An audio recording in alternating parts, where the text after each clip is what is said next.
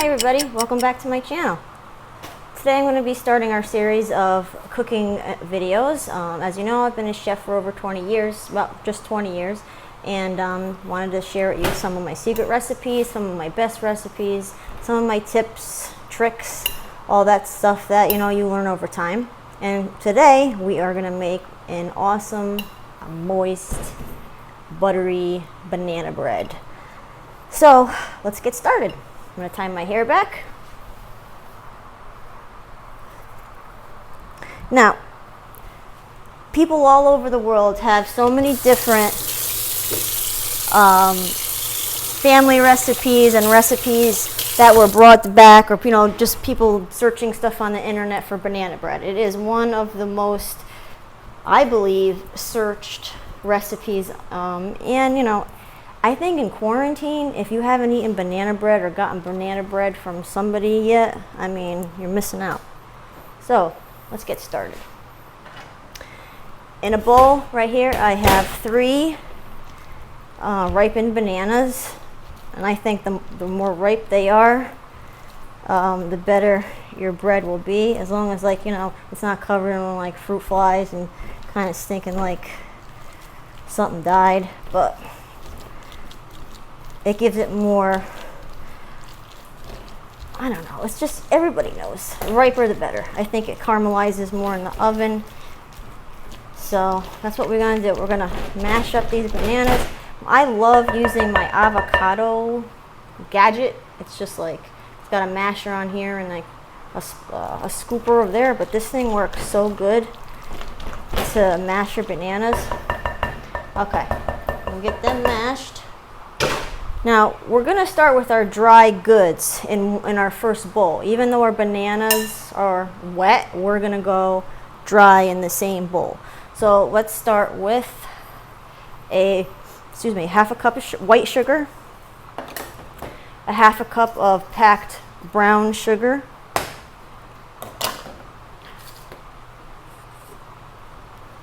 a 2 cups, of all-purpose flour. You could use bread flour, a lot of times I do, but I don't really feel like more of like a heavier type banana bread. I kind of wanted to go more on the light side today.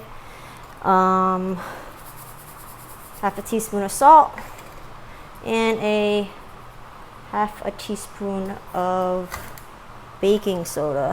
If you want your bread to be a little bit more fluffier or rise a little bit more, you can use a full teaspoon of baking soda, but I went with the half today because I think I have a smaller pan and I don't want it to go all over the place. So let's get our whisk, and we're just gonna get all those dry ingredients incorporated, and if you make a mess, it's all part of it.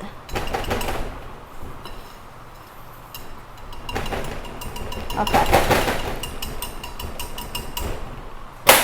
Next, I'm going to make like a little well right here.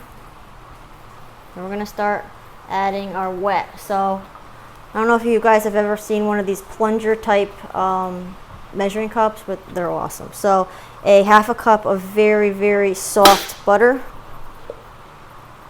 Use butter. Don't cheap and get the margarine for this, please. We're going to go for a cup of milk, 2 tablespoons of canola oil,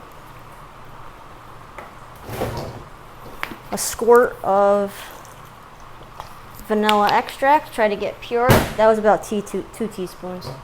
I like my banana bread vanilla-y. Okay, and then crack 1 whole egg. And by the way, never crack on a surface like on the corner of something. You'll eject some of the shell inside of the egg, and if there's something on there, you don't want that in there. Crack on a flat surface. And then we need 1 egg yolk. I'm gonna come get my thing. I'm just gonna get the whites out. Save those for something else. Okay, so 1 full egg and 1 egg yolk. And last, a 1/4 cup of sour cream. Once we get this incorporated a little bit, we'll add our spices in. Okay, want to get all of that in. Where is... Sorry, I'm all over the place today. All right. Now, let's start giving this a nice stir.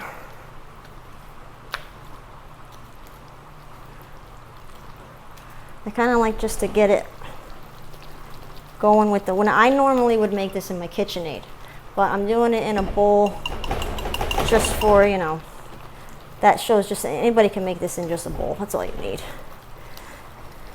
So banana bread is considered a quick bread because you don't need to like wait for any rising or anything like that. You don't want to overmix this. Just mix it till you can't see like clumps of flour, like lots of clumps of flour. Because if you stir it too much, you're gonna make that gluten way too agitated, and it's just gonna be like a really rubbery, gummy type banana bread. And I don't know about you, but I hate gummy banana breads. It's for the birds, and that's where they end up going to, is to the birds if they're like that.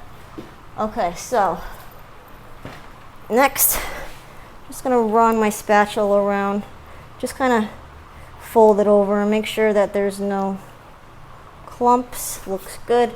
Now, I use really good spices. You don't have to. I've been in this game for a long time, so I don't know. You graduate over time into like the type of spices you like. However, cinnamon could be just cinnamon to you. It doesn't really matter. Cinnamon is cinnamon, but there are different levels of cinnamon. It's cinnamon that comes from different countries and places around the world. My favorite cinnamon to use with baking is China cinnamon. This is from Penske's. It's just amazing. But you can use regular cinnamon from the dollar store if you want. It doesn't matter. It's still going to taste good. So what we're going to do is we're going to put in a half a teaspoon of cinnamon. That was a quarter. I just put it in twice. Also, nutmeg. A quarter of a teaspoon. I can't wait for fall to get here. It is my favorite time of year. I love everything about fall. I am not a summer person, and it just started raining for the first time in a long while, and still it's too hot. Okay, and now what this is fresh powdered ginger from China. You want 1/8 of a teaspoon for this because it is really, really, really strong. All right, so now I just kind of want to mix it all up on the surface first, see? And then start going around, sweeping over.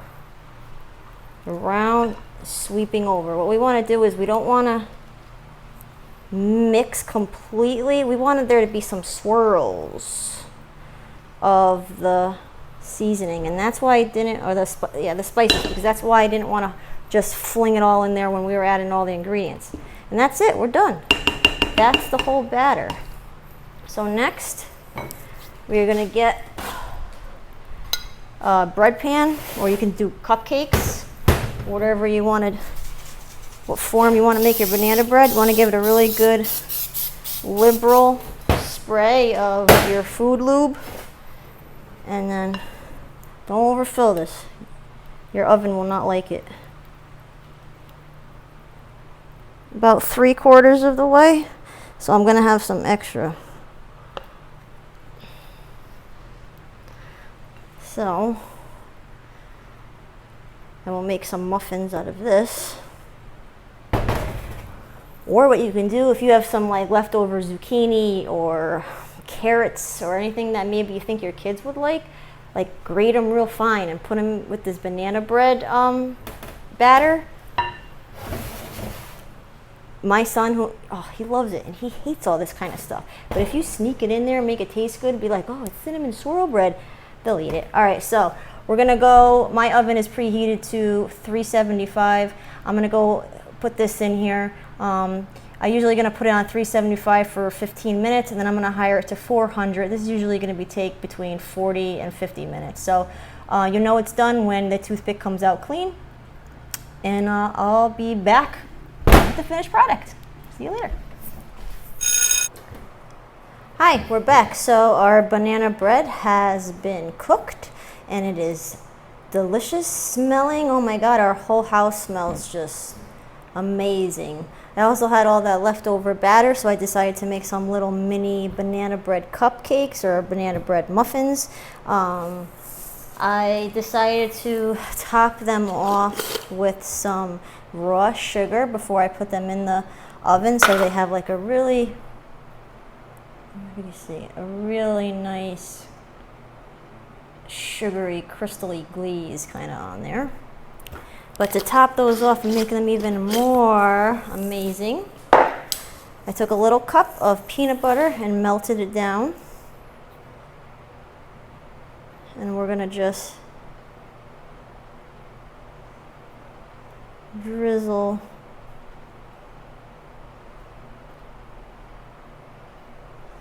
some of that delicious peanut butter over the top. Now, if you want to make this even more amazing, you can get some bacon crumbles and make it like an Elvis. Elvis loved peanut butter, banana, and bacon sandwiches. So you have beautiful banana muffins with peanut butter on it. I mean, look. Looks good to me. And for our loaf here, I just took some powdered sugar and dusted it, make it look a little pretty. You could do the same thing with this. I mean, you could put peanut butter on top of it. You can make some chocolate ganache and put that on top. You could put chocolate chips in the batter. There are so many things that you could do with banana bread. I've put crushed up Butterfingers on top of banana bread, banana muffins with peanut butter, and then top that with Butterfingers, like crushed Butterfingers. Oh, I mean, it's no longer good for you, but who cares? It was delicious. But yeah, I mean, but it's so easy to make. And when you have all those leftover bananas, it's just like, come on, how much more could you ask for something like that? It's just delicious. Let's cut into this.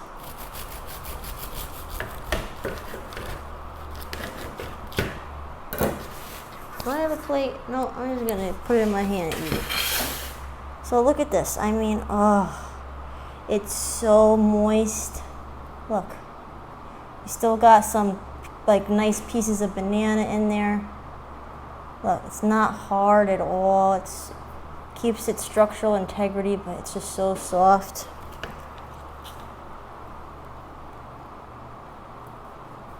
Okay. All right, let's take a taste test.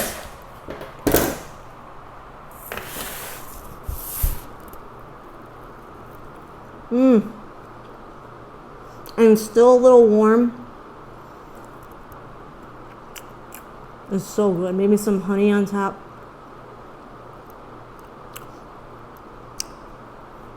It's delicious. You gotta try this recipe.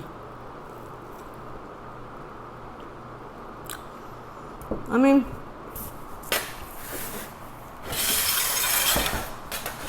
I'm gonna put the recipe in the description below. You can't mess it up, really. Just don't overmix it. Overmixing it, you won't get this like nice, soft, bouncy texture. It'll be like glue. Like it'll look like glue. So that's it, I guess, guys. Stay tuned for more recipes. We're gonna be doing a lot more cool things. A lot of desserts coming up. And just remember, you know, keep your cake moist, but your banana bread moister. Bye, guys.